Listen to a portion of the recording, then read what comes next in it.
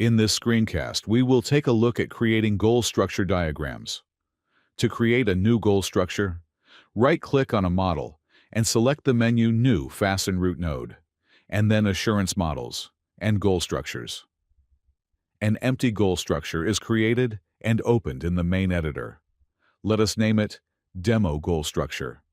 We maximize the diagram and then start creating the model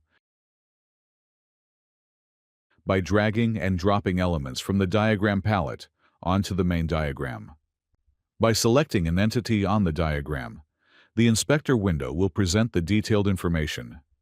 We can edit the information, such as the name of the entity and its description.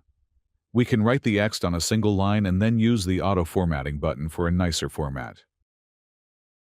We can also manually format and use, if needed, the automatic alignment. The corresponding box can be automatically fit to the size of the text.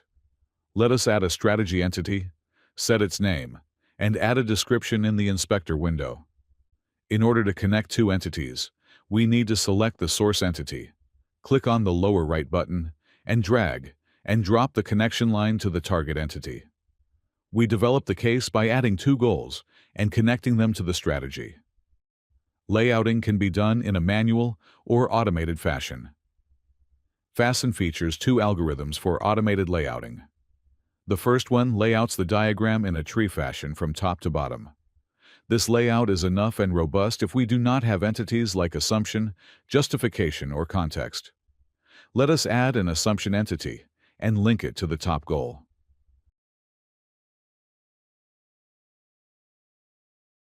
Now, the first algorithm will simply lay out this assumption below its goal. The second layouting algorithm, which considers the semantic information of entities, performs better and layouts the assumption at the same level as its goal, as we expect. Various attributes can be attached to model entities. For example, we can set the color of an entity to highlight it in the diagram for further steps. We can also link entities to other models, such as responsible persons.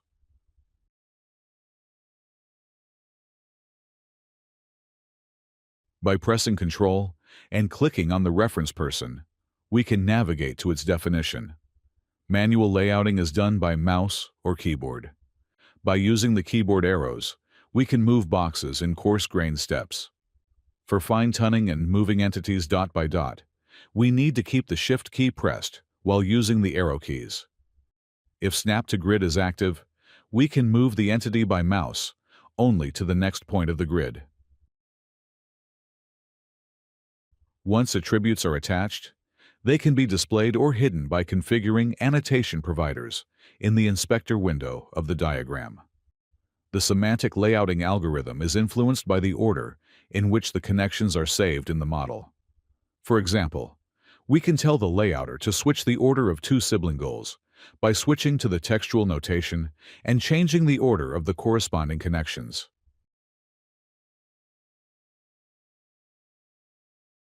Switching back to the diagram and running the semantic layouter produces the expected result.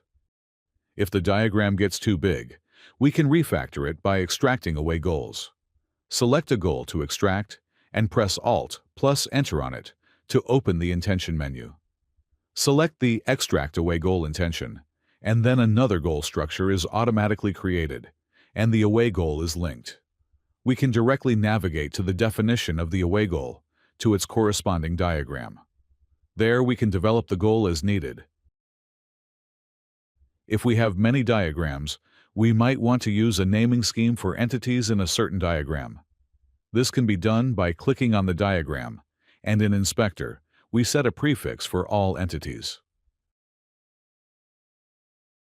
Press on Propagate Prefix will rename all entities on the current page.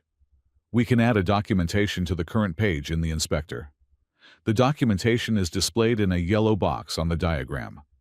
Let us manually fix the layout, and then use the Translate button.